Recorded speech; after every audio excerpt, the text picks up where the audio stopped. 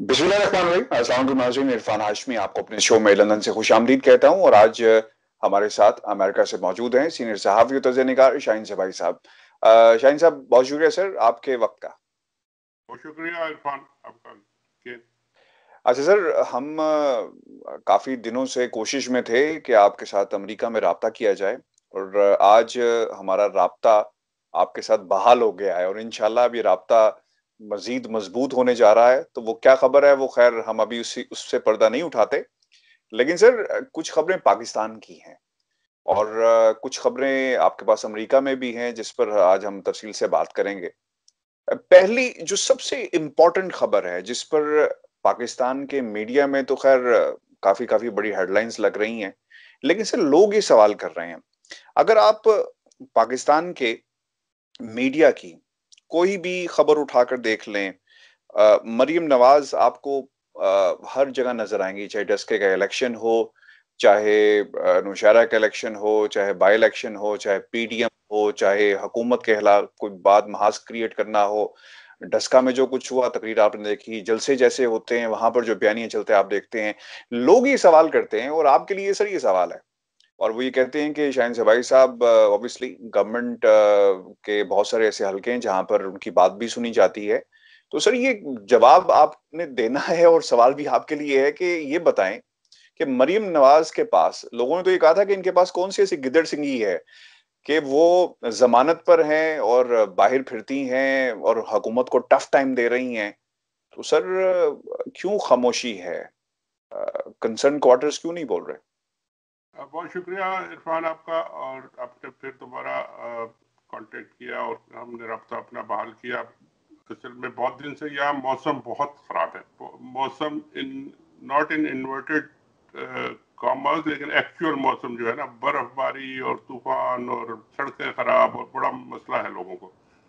कई कई फुट बर्फ पड़ चुकी है, तो इसलिए वो बड़ा सब तरह के हर तरह के मसले हो रहे हैं। खैर, आपने मरियम साहिबा की बात कही। देखिए, मरियम साहिबा ने तो जब से अपनी पार्टी के अंदर कू डेटा किया है हुँ। और टेक ओवर उन्होंने किया है, she is the centre of the PML and universe कह लें आप, सेंटर ऑफ ग्रेविटी कह लें, सेंटर ऑफ एक्टिविटी कह लें आप, उसको जो भी न्यूक्लियस कह आप लें, हैं?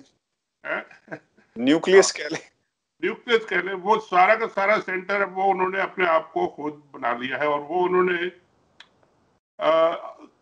आपका सवाल ये है कि किसने उनको इतनी अथॉरिटी दी हुई है या छूट दी हुई है या डील दी हुई है कि वो ऑन बेल हैं और she is a convicted person, she is on bail, लेकिन वो सारा का सारा पॉलिटिक्स का सेंटर वो बन गई हैं। हुँ।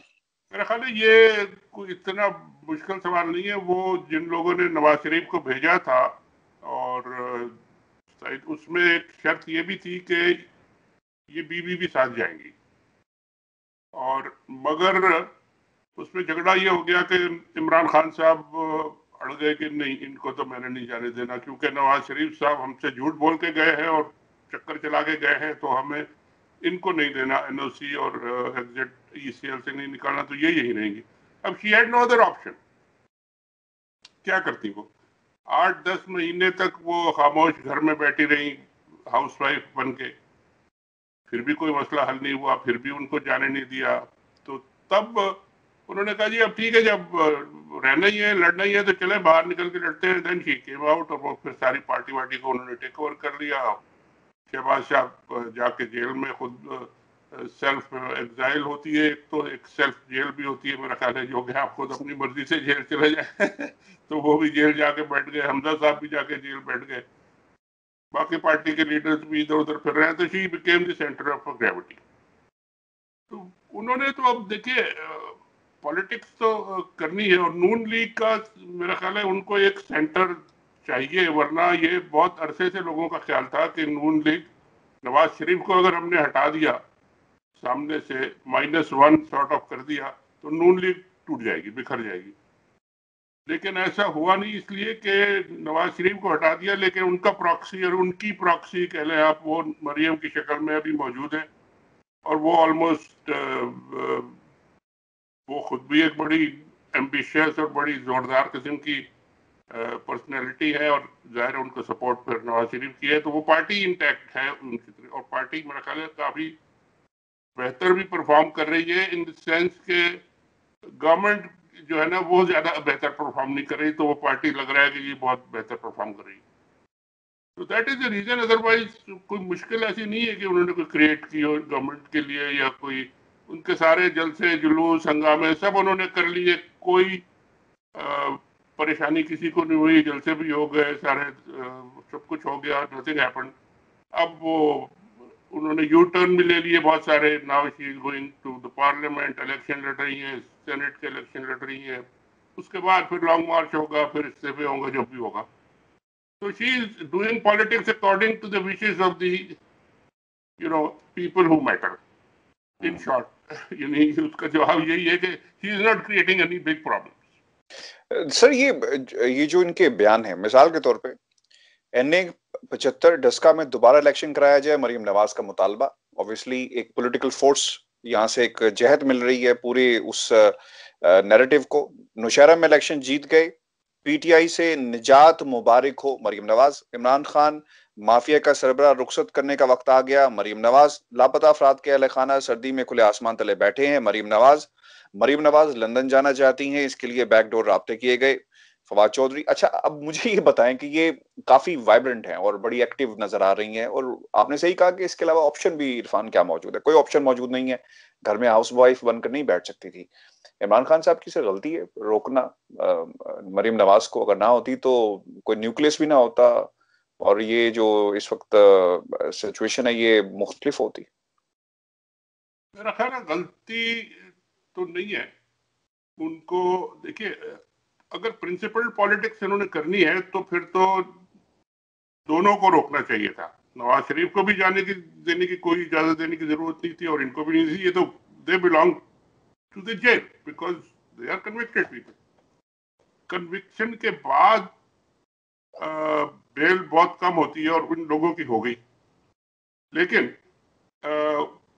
मगर एक बात तो अच्छी हुई है मेरा ख्याल है उनके लिए कि ये जो सेकंड टियर ऑफ लीडरशिप अब उभर के आई है, इसने पिछले 8-9 महीनों में she has tried everything against Imran Khan and his government.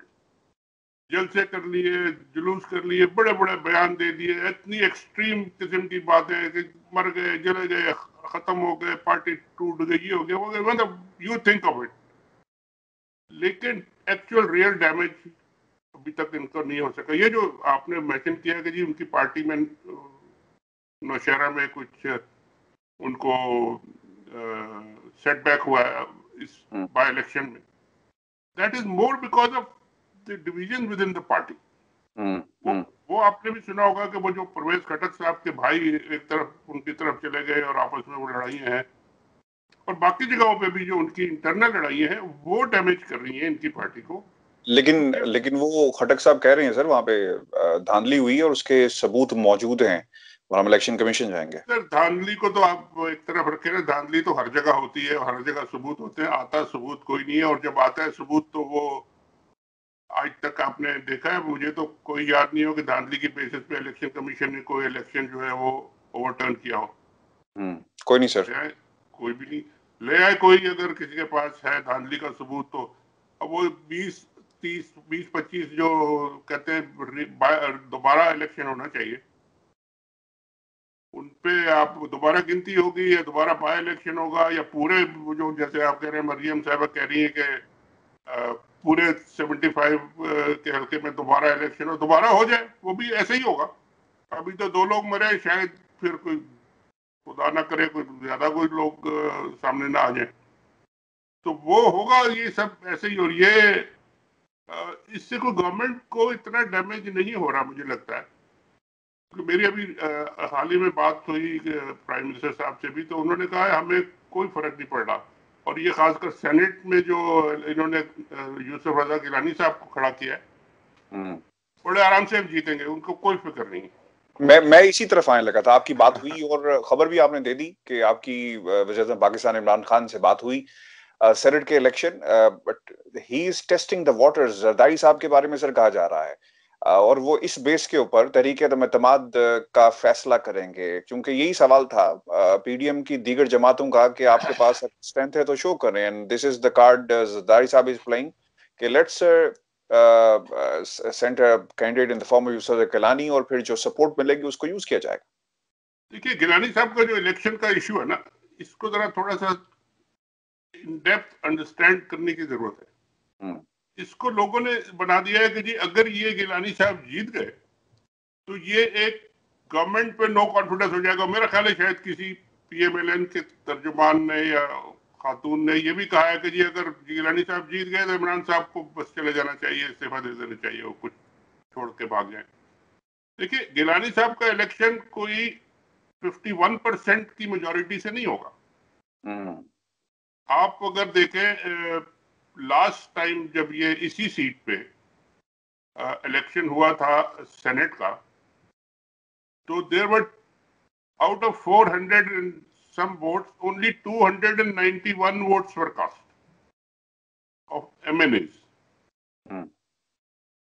और उसमें 291 में से, which is much less than और जो इनका था 214 वोट्स एक कैंडिडेट को मिले थे जो कि गवर्नमेंट पार्टी का था, और वो नवाज शरीफ की पार्टी और नॉट पीटीआई, और दूसरों को कम वोट मिले। तो majority of the members present will vote, और उसमें से जो ज्यादा लेगा वो जीतेगा। ये जो कह रहे हैं कि जी गिलानी साहब जीत गए तो 172 वोट्स हो जाएंगे, 172 वोट्स वो ले लें अगर, तो बहुत बड़ी बात है, लेकिन उनका टोटल स्ट्रेंथ जो है, और वो अगर सब के सब वोट आगे करें तो 155 ये कुछ ऐसे बनती है अपोजिशन की।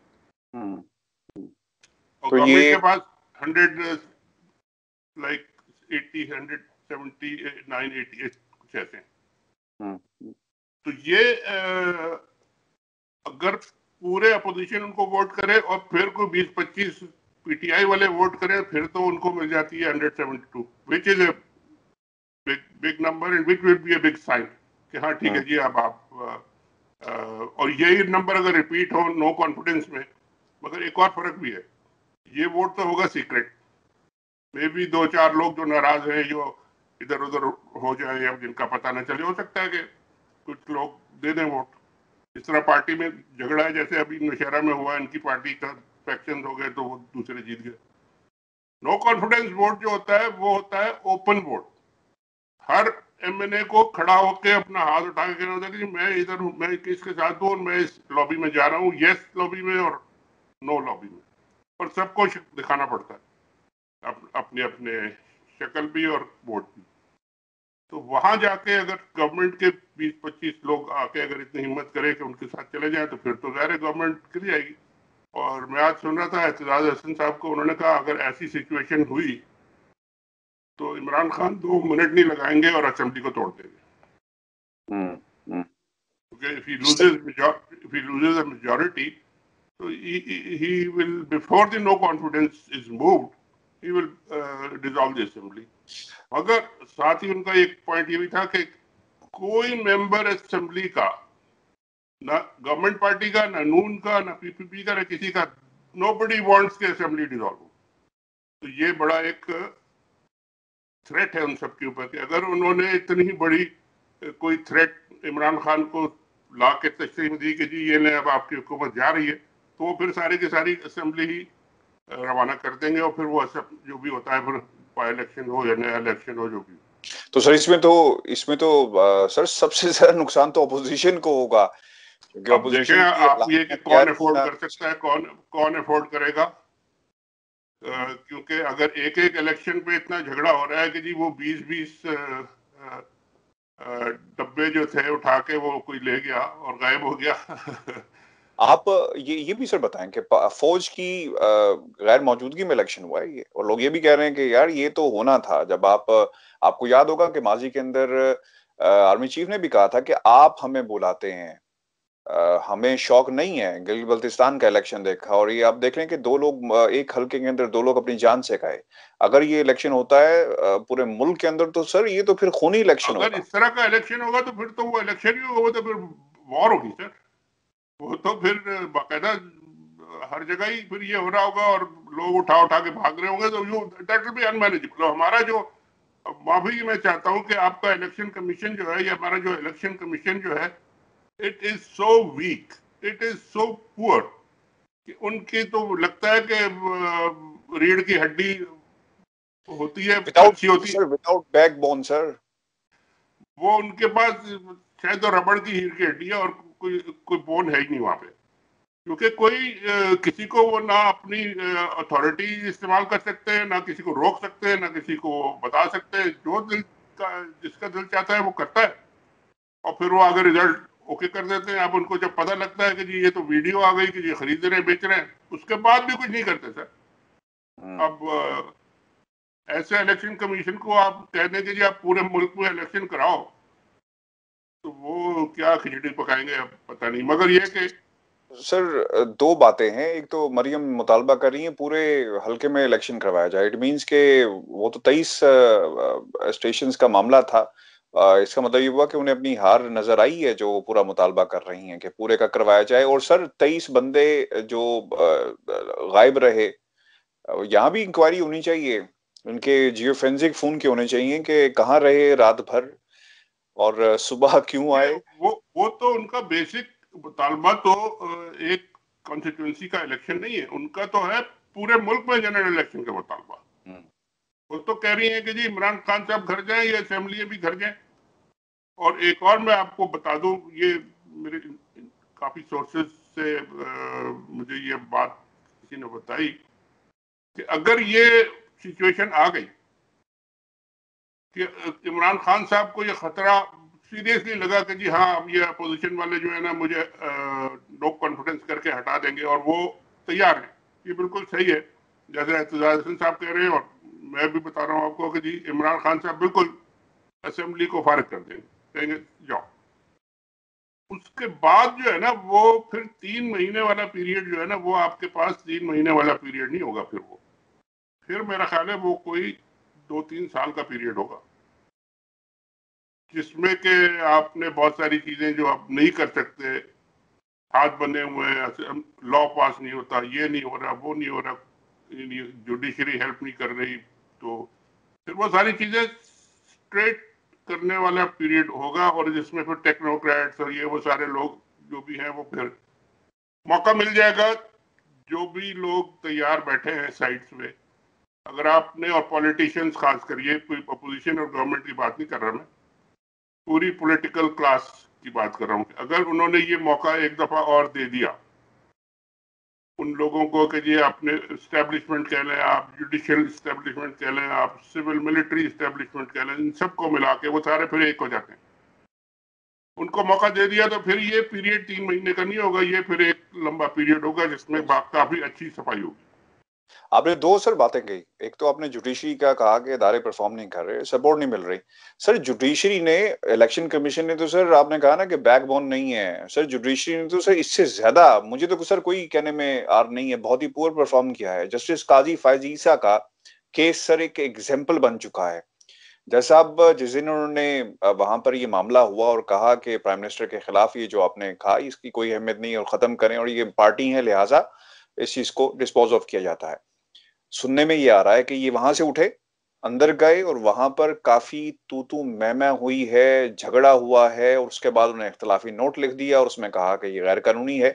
तो सर मैं बतौर एक आम शहरी पाकिस्तान के सुप्रीम कोर्ट की तरफ इंसाफ के लिए देखूं, इनकी लड़ाइयों को देखूं, तो आम बंदा कहाँ जाएगा? जस्टिस काजी फायज ईसा की देखिए मिसाल हमें नहीं आप मिलती सर कहीं। ज्यादा आप ज्यादा करीब से देख सकते हैं, और शायद इतने करीब से नहीं क्योंकि आप भी मुल्क से तो बाहर हैं और मैं जरा ज्यादा दूर हूं, लेकिन जो सबसे करीब बैठ के देख रहे हैं वहां पे, उनमें मेरा ख्याल है कि चौधरी एतजाज एहसन से ज्यादा कोई करीब नहीं है।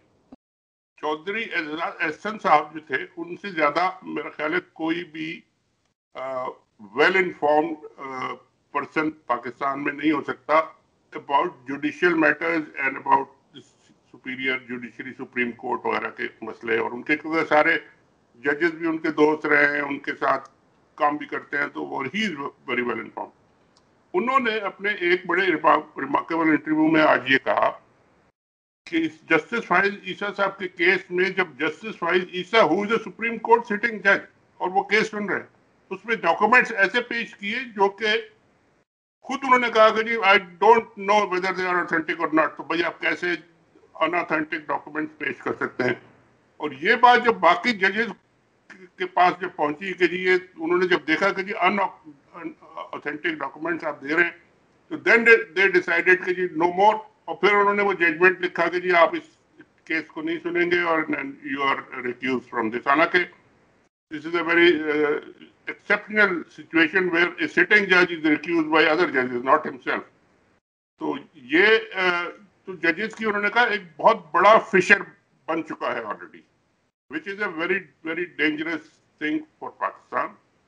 इसको अगर साथ ये भी उनका व्यू था कि जो चीफ जस्टिस है आजकल के, ही is a very polite and very soft person, और अगर उनके होते हुए इतने बड़े बड़े फिशर्स आ रहे हैं कि जी जजेस, सिटिंग जजेस आर डिबारिंग अनदर सिटिंग जज फ्रॉम हियरिंग अ केस और cases of the prime minister, तो ये अगर कोई दूसरा जज होता तो ये तो बड़ी लड़ाई मारकुटाई हो जाती है। जैसा पहले हुआ था कि एक बेंच ने सुप्रीम कोर्ट के जज को नाअहल कर दिया और दूसरे बेंच ने, नवाज शरीफ के जमाने में कई दफा हुआ है, पेशावर में बेंच ने कर दिया। तो उन्होंने कहा ये बहुत बड़ा एक क्राइसिस है, जुडिशियल क्राइसिस है, इसको हैंडल करने की जरूरत है फौरी तौर पे, वरना ये बहुत बड़ा मसला पाकिस्तान के लिए बन सकता है। और ये सीरियस बात है, क्योंकि ये एक जज का मसला नहीं है कि जस्टिस फाइज ईसा साहब का क्या हुआ या उनके केस का क्या हुआ, लेकिन करना ये इनको चाहिए। ये अब बात मैं अपनी तरफ से कर रहा हूँ, चौधरी साहब की तरफ से नहीं कर रहा। इस केस को सुप्रीम कोर्ट को, जो जुडिशियल काउंसिल में जो केस है फाइज ईसा साहब का, बाकी सब चीजें छोड़ के इनका फैसला पहले करे वो। लटकाए ये एक ये जो झगड़ा जो चल रहा है, इस झगड़े को असाइड, पुट इट असाइड, कि ये वो वेदर ही इज अ जज who can sit on the bench और who can not sit on the bench, ये फैसला करें वहां जाके जुडिशियल काउंसिल में। और judicial council is what, Supreme Court के लोग हैं और हाई कोर्ट के जजेस हैं, उनको बुला लें और फैसला करें। तो ये करना जरूरी है, वरना ये हाई सुप्रीम कोर्ट में अगर लड़ाइयाँ ज्यादा बढ़ गई इस तरह की, तो एक जज दूसरे जज के खिलाफ जजमेंट देना शुरू कर दिया उन्होंने, जैसा पहले हुआ था।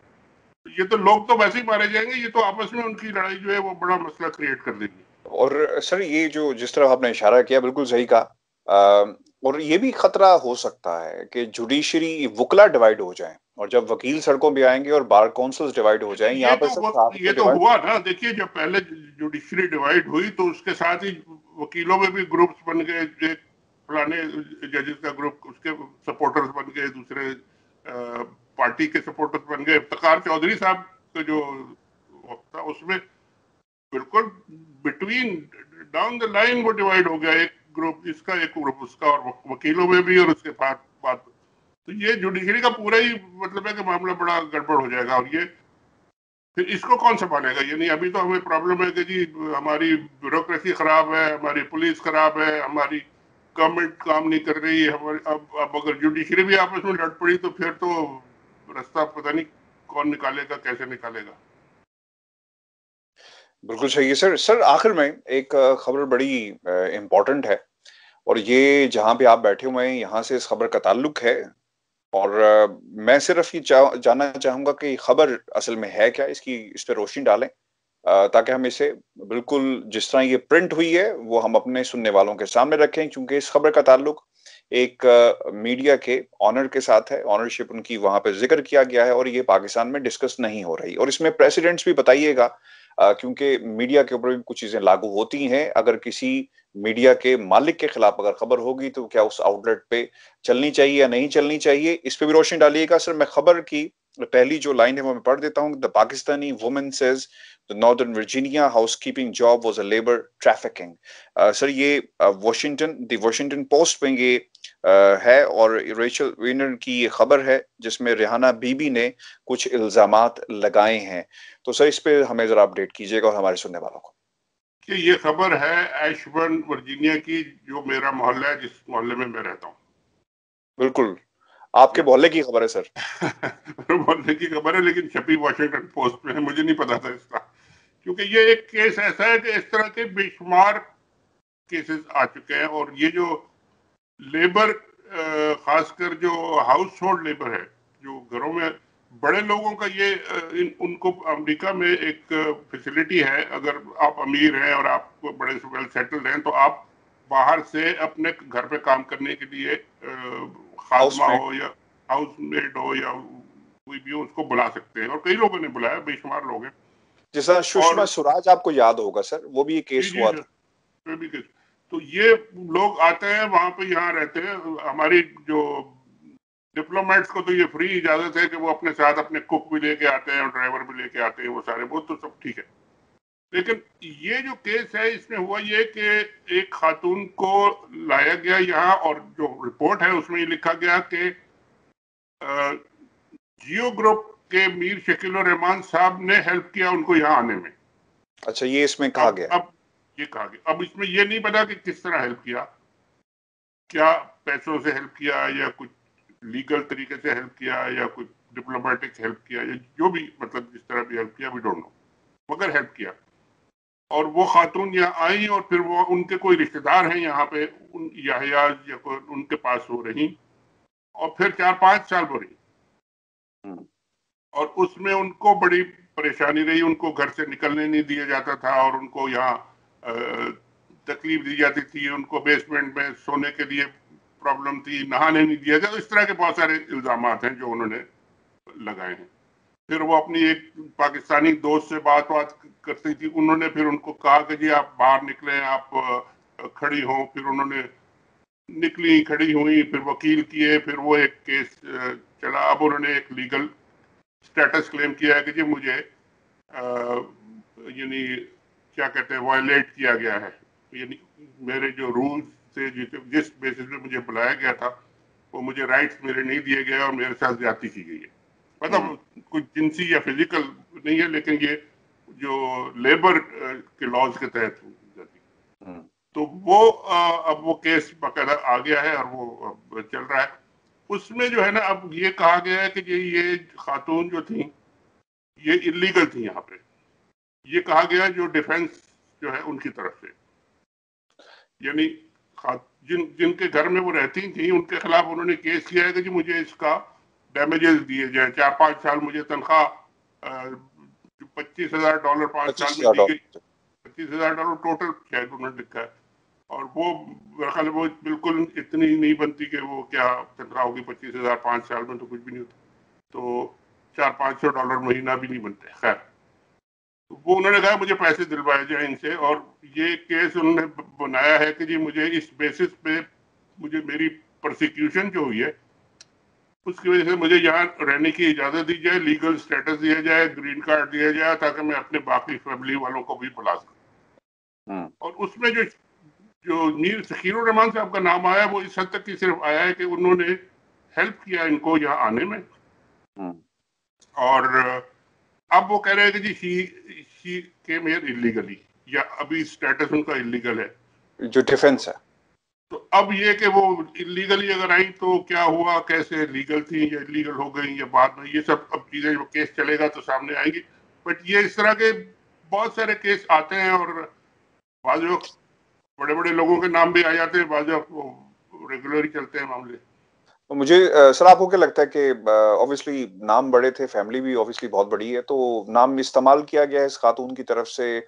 और अगर ये डिफेंस ने खुद ही कह दिया कि इलीगल थी, तो लीगल होने के लिए प्ली ली जा रही है? क्योंकि यहाँ भी ऐसे केसेस होते हैं, लोग यहाँ पे सर अपने खिलाफ खबरें लगवाते हैं पाकिस्तान की हुकूमत के, सो दे कैन गेट देखिए legal in this country and get asylum. कि इस किस्म के जो लेवल के लोग होते हैं ना, खातून जो घर में काम करने के लिए लाई गई हैं, यानी उनके क्या एजुकेशन लेवल होगा, क्या उनकी समझ का लेवल होगा, क्या उनकी, अगर उनको बाहर निकल जाए तो वो तो अंग्रेजी बोलना भी नहीं आती, वो तो बाहर रास्ता भी नहीं ढूंढ सकती, कहाँ जाना है नहीं जाना। तो वो ये समझना कि वो उन्होंने कोई ड्रामा करके और इनसे पैसे निकालने की वजह, ये तो वकीलों का काम है, ये उनको कुछ नहीं पता होगा। ये उन्होंने, वकीलों ने कहा होगा कि जी आपके साथ जो कुछ हुआ है उसका ये चार्ज बनता है, एलिगेशन आप लगाएं, और ये फिर हम जाके साबित करेंगे, और फिर इसका अगेंस्ट जो भी हमें आप पैसे लेके आपको दे सकते हैं, वो आपको हम देंगे। और अगर साथ ही अगर आपको स्टेटस भी मिल गया, अब ये बात सामने आएगी कि क्या इलीगली वो आई थी। ये तो मुझे नहीं लगता कि इलीगली कोई आ सकता है, क्योंकि बड़ा मुश्किल है इस तरह की खातून जो कि बिल्कुल पढ़ी लिखी ना हो और कोई वो इलीगली है, उनको कोई स्पॉन्सर करके लाया होगा, तो वो बिल्कुल तो सही वहां तक तो लीगल है। अगर यहाँ ठहरते हुए वो उनका स्टेटस चेंज हो गया कि 1 साल के लिए या 2 साल के लिए उनको लाया गया था और वो फिर 5 साल से रह रही है और बीच में वो फिर कोई उन्होंने पेपर वर्क नहीं किया और कोई, तो वो हो सकता है, अब आई डोंट नो। लेकिन ये केस अब बना दिया गया है और अब वाशिंगटन पोस्ट में जब आ गया है तो उनको कुछ ना कुछ पैसे तो मिल जाएंगे, मुझे लगता है। सर इसमें एक पहलू ये भी है कि ऐसी खबर हमारे मीडिया में तो नहीं चल सकती कि चलेगी सर, ये खबर चलेगी उसी हमारे मीडिया में तो मीडिया रोज, ग्रुप में। देखिए हमारे मीडिया में तो रोज इस तरह की खबरें आती हैं कि छोटी छोटी बच्चियां जो है 8 साल की 7 साल की, उनको थप्पड़ मार मार के, डंडे मार मार के निकाल दिया, या उनके ऊपर ज्यादती हो रही है, या बाज वक्त तो जिनसी अब्यूज होता है, वो सारी ये तो वहाँ खबरें आती रहती हैं। ये कोई हमारे यहाँ तो कोई इतनी बड़ी नहीं सर, खबर मैं नहीं नाम होती। की बात कर रहा हूँ, जो नाम इससे एसोसिएटेड है, क्या उस नेटवर्क पे खबर चलेगी? और प्लस ये भी बताएं, यहाँ पे तो सिर्फ मरियम नवाज शरीफ या ऑपोजिशन या पीडीएम या मौलाना साहब चल रहे हैं या जरदारी साहब चल रहे हैं। देखिए शायद चल जाए, अगर उनको कोई बहुत बड़ा डैमेजेस का अवार्ड मिल जाए, हो सकता है ज्यादा से ज्यादा उनको मिलेगा कि भाई ठीक है, आप $1 लाख 2 लाख मिल जाए तो उनको मिल जाएंगे, वो भी खुश हो जाएंगी। और बाकी अल्लाह अल्लाह खैर से अल्लाह, मेरा ख्याल है कोई इतना बड़ा किसी के कोई नींद किसी की नहीं उड़ेगी इस केस से। और टीवी बिल्कुल पे तो सही। नहीं चलेगी, मेरा ख्याल है टीवी पे नहीं चलेगी। नहीं वो बल्कि मैं नहीं सर, कहीं नहीं चली, मैंने तो अभी खैर इसको चेक भी किया था, क्योंकि वॉशिंगटन पोस्ट में खबर आई है, जो इल्जामात लगाए गए हैं अब ये दोनों तरफ से देखना अब ये होगा। कि पाकिस्तानी पेपर्स बहुत सारे हैं जो वॉशिंगटन पोस्ट की खबरें लिफ्ट करते हैं और उसको दोबारा रिप्रिंट करते हैं, हो सकता है कोई प्रिंट करे और चलाए। अब ये आपस में उनकी जो मीडिया की ग्रुपिंग जो है ना, वो भी तो इसमें कोई अपना रोल प्ले करेगी ना जी, देखें। वो कर रही है ना सर, नहीं चल रही ना, इसलिए तो नहीं चल रहा। ग्रुपिंग तो नहीं, वो हो रोल प्ले सकता है कर रही। कुछ ना कुछ, तो वो पॉलिटिक्स हर जगह होती है ना सर। बिल्कुल ठीक है सर, बहुत शुक्रिया सर आपके वक्त का। Viewers, thank you very much. ये हमारा आज का शो था। बहुत सारे पहलू थे जिसको आज हमने इसमें कोशिश की डिस्कस करने के लिए। अपने सवाल जरूर भेजिएगा और कमेंट्स भी दें हमें, और ताकि हम उस पर मजीद अपने प्रोग्राम में उसे शामिल भी करेंगे। चैनल को सब्सक्राइब करना मत भूलिएगा। मुझे और शाहीन से भाई साहब को इजाजत दीजिए। अल्लाह ने के बाद।